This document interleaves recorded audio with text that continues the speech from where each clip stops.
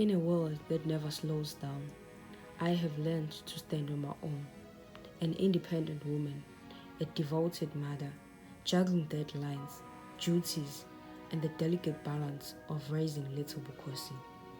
Every day, the weight of expectations waits for me at the door. Files stacked higher than I, emails buzzing louder than my own thoughts. Tonight is no different.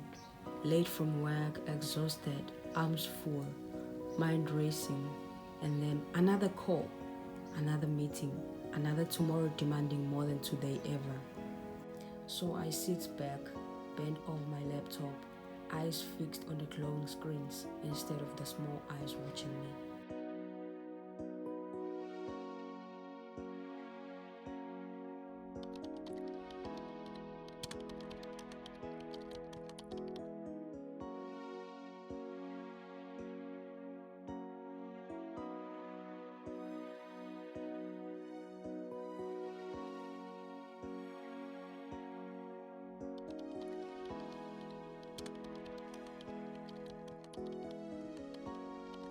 Because it tugs into my world, just wanting a warm bottle and a moment of my attention, a moment I feel that I cannot spare.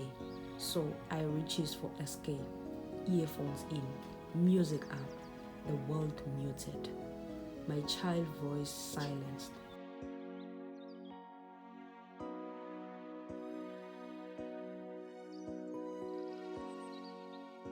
The rhythm becomes a wall shutting out everything I don't want to feel. But loud music doesn't only drown out sound, it drowns out awareness, it blurs responsibility, it blinds the heart to what matters most.